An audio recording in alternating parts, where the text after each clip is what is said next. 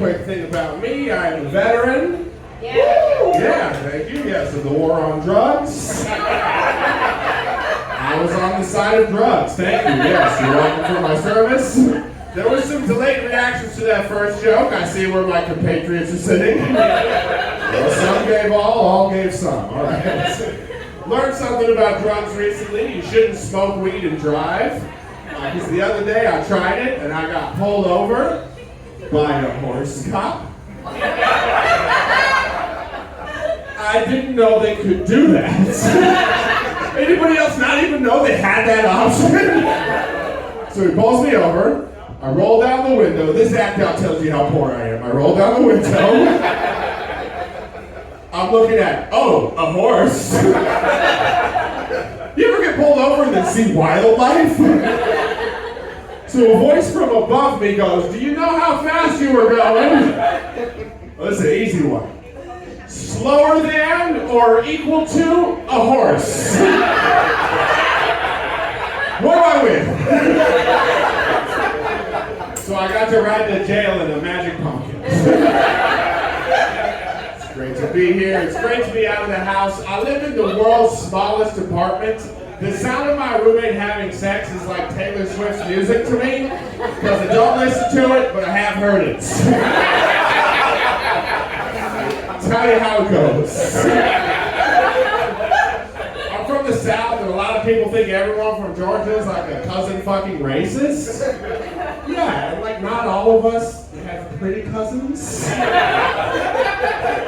That was a joke. Everyone in my family is hot. I met some unfortunate souls, though. I had a friend from back home come visit last week, and his first night here, he got us thrown out of a karaoke bar because he kept saying the N-word. Yeah, and he goes, "Kyle, I was just singing the song." And I know that, but that word is not in Party in the USA. Not even the remix. I've been worrying a lot recently because I got a lot of roommates, and I told my dad, I don't think I'll ever own a home. I think I'll rent until I die. And he said, "That's not true, because when I die, you'll get my house." Hey Dad, that's not better somehow. That's the worst silver lining ever. That's how bad the housing market is. My dad went looking for good news, and he's like, "Well, the good news is your parents will die." Oh, thanks, Dad. Thanks for that. The problem is, I'd rather just have a dad than a house. Because you can rent an apartment. I'm doing that right now. But there's no service where you can just pay a guy every month some amount of money to tell you he still loves you when you overdraft your bank accounts. That's not out there. And even if it was, I couldn't afford my own, you know? I'd have to split one with 3 other grown men in their 30s who are also bad with money. I'd get home and I'd be like, "Well, Aaron's hugging Dad right now, and the dad bill is in his name, so we will be patient." I do think about dying a lot. It runs in my family. A long line of men before me have died.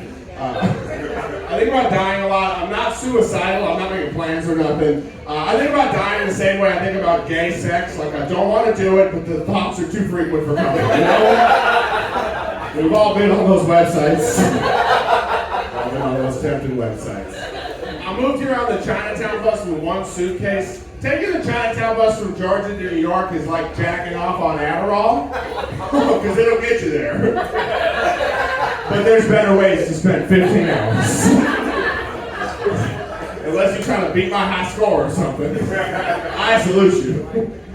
No, I do have ADHD. I take Adderall for it. No one was surprised. I take Adderall for my ADHD. I got an extra one in my wallet in case I got to finish college on the way home from this. You will decide my fate, audience. Cool, this is going good. Comedy's like sex. Every time it goes better than I thought it would. I should have paid someone to film it for me. I need to show some people back home I can still go for this long. Look at me now, Dad. Look at me go. This is going great.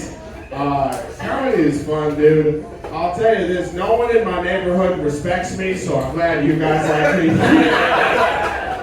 Like the other day, I I was at the food truck waiting for my tacos, and this guy comes up to me. He goes, "Do you have $1?" And I said, "No." And he goes, "Of course you don't. Look at you." And got on a bus. It was a drive-by disrespect.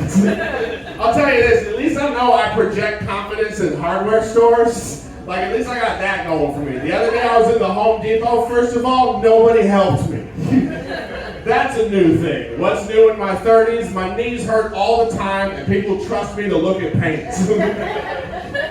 New things. So I was there. Some guy comes up to me, and he goes, "Do you know where light bulbs are?" And I go, "Buddy, I don't work here." And he goes, "That's not what I asked." So y'all know what the fuck I did, right?